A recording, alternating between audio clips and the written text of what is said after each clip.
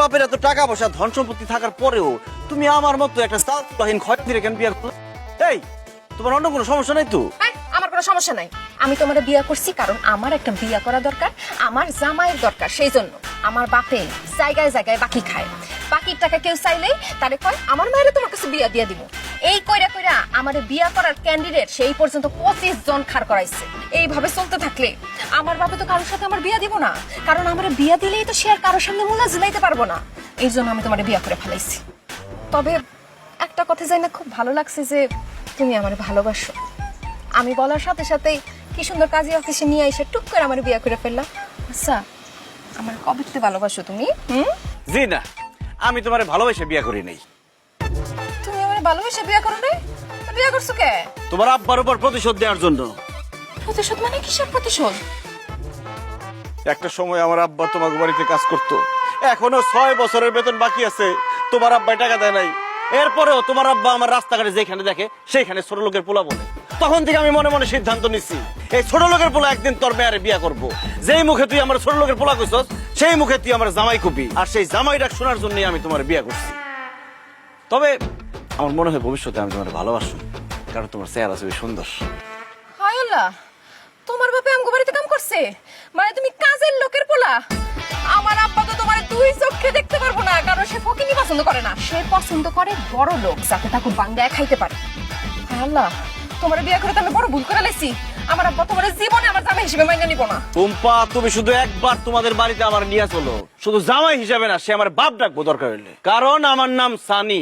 শ্বশুরকে কিভাবে মানাইতে হয় আমি খুব ভালো করে জানি। না না না না না, আমি তোমার আমগো বাড়িতে নিতে পারবো না। আমার আব্বাই জানলে বাসর হওয়ার আগেই আমগো ডিভোর্স হইবে। আমাকে বিয়া হইছে, বাসরও হইব, সেটা তোমাকে বাড়িতে, তোমার বাপের পাশের রুমে। চলো তোমাদের বাড়িতে। না না না, আমি বাড়ি যেতে পারবো না। আব্বাই যদি জানে আমি কাজের লোকের পোলারে বিয়ে করছি, আমারে খুন করে ফেলাইবো। আমি বাইসে থাকতে আমার বউরে খুন করে ফেলাইবো, এমন বাপের বেটা পৃথিবীতে জন্ম নেয় নাই। টুম্পা, তুমি কোনো চিন্তা করো না, আমি ভাঙিয়ে দেবো তোমার বাপের সকল বড়াই। আজ থেকে হবে জামাই শ্বশুরের লড়াই। এই ছোট লোকের বাচ্চা, তুই আমার আব্বাজান বলে ডাকতেছিস কেন? আস্তে কথা বলেন আব্বাজান। এই ছোট লোকের বাচ্চা আর ছোট লোকের বাচ্চা নাই, সে এখন বড় লোকের মেয়েরে বিয়ে করে ফেলছে। আর সেই বড় লোকটা কে? আপনি। এখন থেকে আমাকে আর ছোট লোকের পোলা বলবেন না, আমাকে আপনি মেয়ের জামাই বলে ডাকবেন। কি করলি তুই? আমার মেয়ের টুম্পারে বিয়ে করে ফেলেছিস? এই টুম্পা, তুই চুপ করে খাড়া আছিস কেন?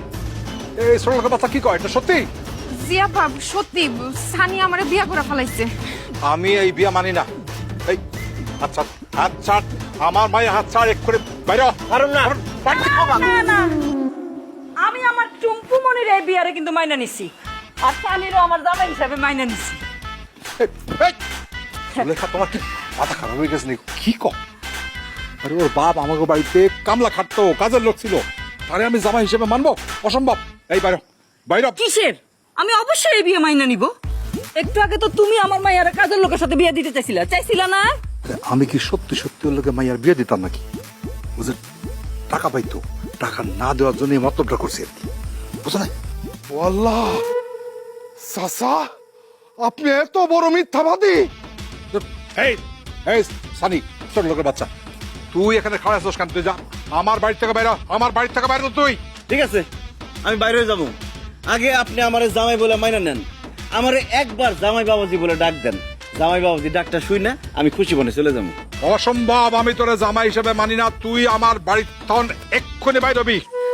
সানি, তোমার আমি জামাই হিসাবে মাইনা নিলাম। আমি বলতেছি, দুইবার বলতেছি, জামাই বাবাজি, জামাই বাবাজি, আসো আসো ঘরে আসো বাবাজি, আসো। আপনাকে অনেক ধন্যবাদ আম্মা, আপনি আমাকে জামাই হিসেবে মাইনা নিচ্ছেন। আমিও আপনাকে শাশুড়ি হিসেবে মাইনা নিলাম।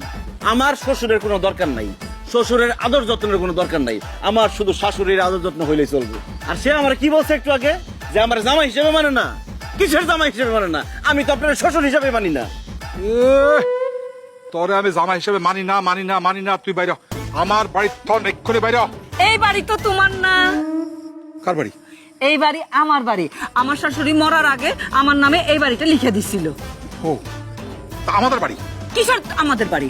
শুধু আমার বাড়ি। আর আমার মেয়ে আর জামাই আমার বাড়িতে থাকবে, তোমার বাধা দেওয়ার কোনো অধিকারই নাই। আসো তো বাবাজি, আসো। আমি ওরা জামাই হিসেবে মানি না, আমি ঘরে ঢুকতে দেবো না। যদি ঢুকতে আমার লাশের মধ্যে ঢুকতে হইব। বললেন আপনার লাশের উপর ঢুকতে?